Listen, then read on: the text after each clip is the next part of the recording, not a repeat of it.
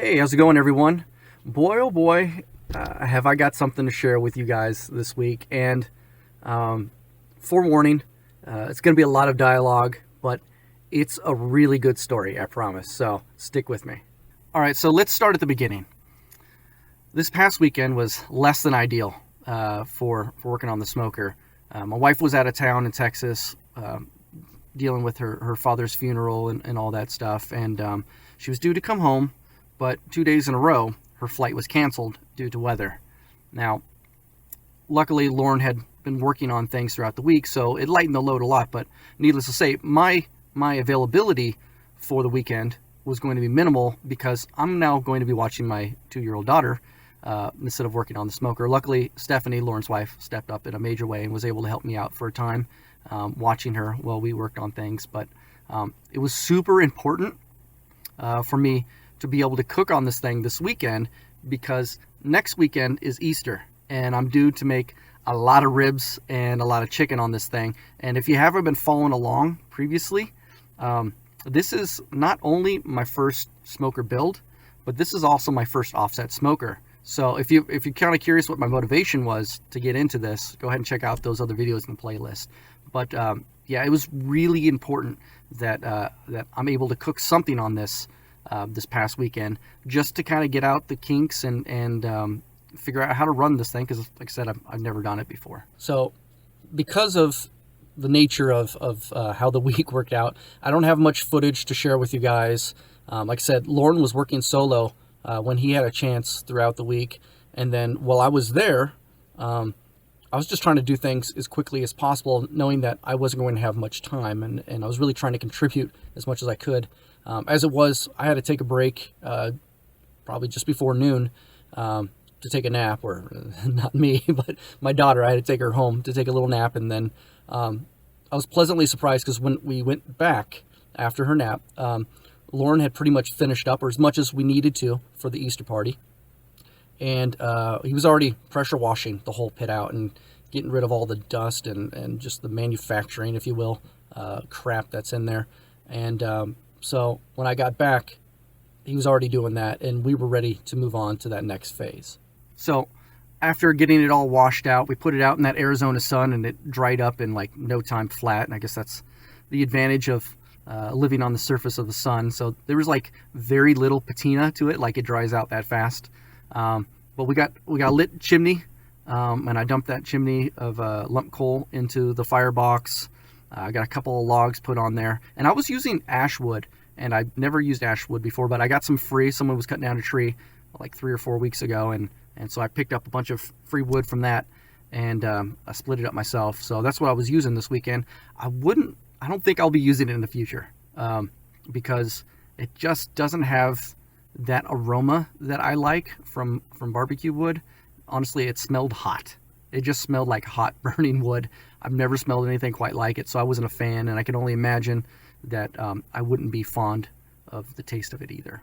But I used what I had. Anyways, after a little bit of fiddling, I was able to put a couple more splits on there, got the coal bed really well established, and figured out my damper setting, which I have something to share with you guys on that front, but that I want to show you rather than just tell you about it. So I'll share that with you sometime later down the road.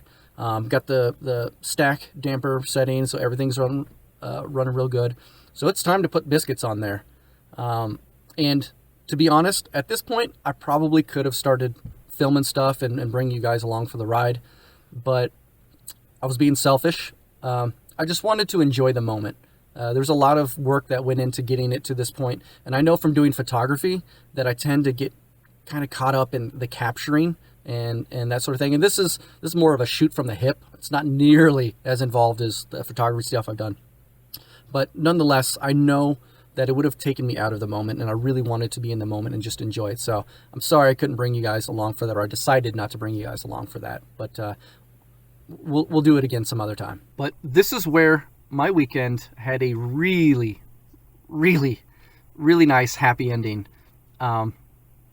So we got those biscuits on there, and I'm trying to think. I think I think despite all my inexperience, once the biscuits were on there, I was probably able to keep it between like 260, 285, somewhere in there, maybe even less.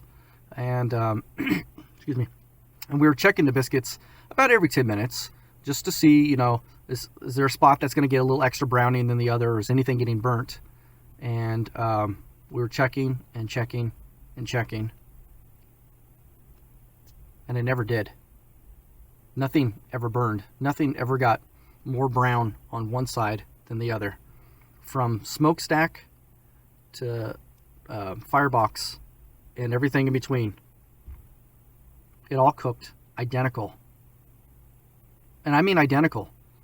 In a blind test, you could not tell what came from the left or the right or the center. It was identical. I have never seen... I've watched a lot of biscuit tests on YouTube, and I've never seen one. I know it sounds like I'm gloating right now, but I'm just cloud nine. I'm through the roof on it. I've never seen such a perfect biscuit test on 100% of the great surface. 100%. I'm not even exaggerating. It's absolutely 100%. I pulled it off. So I'm used to getting good results. I do a lot of research, and I expect a lot of myself and that sort of thing. And I know with Lauren's experience and everything like that, and the things that he's done, I think we were both expecting a good result, but neither one of us was expecting this. We were both just shocked. And yeah, I mean, just thinking about, you know, the $4,000 smokers that I see people doing biscuit tests on, and they don't cook as good as this thing did. At least this one time. You know, I got to do it more. But man, that was a great feeling. After seeing this has become easily one of my most rewarding, if not the most rewarding project that I've ever been a part of. I put in a lot of time learning why those big pit builders are doing what they're doing, all the different design aspects, and as systems, how all those things are working together to cook the way it's cooking. And for our first build, you know, when it's your first, you can put all those things together, and you just don't know what you're going to get because you don't have that experience. Especially when you're not necessarily making like a direct clone of something. Like this is not a mill scale or a Franklin or a Chud pit or a Workhorse pit or Fat Stack or whatever. It's none of those things directly. It's a lot of elements from a lot of different manufacturers that I just saw, and Lauren and I just figured out, like, well, maybe these things will work together. And boy, they work together. They sure do. So I'm really on cloud nine with the success that we have from this. Just how easy it is for a novice like myself to run this pit. One biscuit test, I'm up and running. I feel very confident. I know how to control this thing. And just how evenly it cooks from right to left, left to right, and up, down the middle. You know, absolutely incredible. I'm really looking forward to cooking this coming weekend, getting some ribs and chicken on there, and cooking in the future. We still actually, this build's not done. It's just in cooking form right now. So we got some other stuff that we're adding to it, or going to add to it. So keep following along because it's not over yet. It's just, we got to the point where I can cook now. And I'll tell you what, guys, if you're watching this and you're contemplating on building your own pit, do it. Just do it. You know, it's a very, like I said, it's very rewarding. And it's even better if you build a monster pit like we have, where it's, you know, that 3/8 inch thick metal for the cook chamber and the firebox. So it's going to last a lifetime, if not a few lifetimes. You know, for me, I know my 2-year-old, she's gonna grow up watching me cook on it, hopefully helping me cook on it.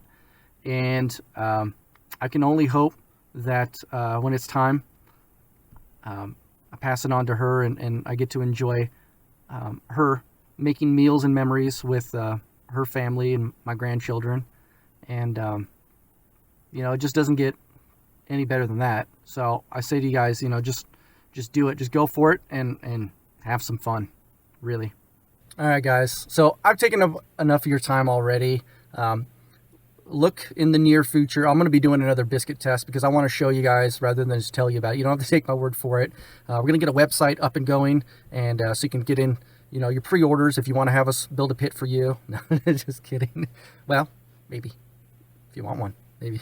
Anyways, but you guys just take care of yourself, be kind to each other, and I'll see you later.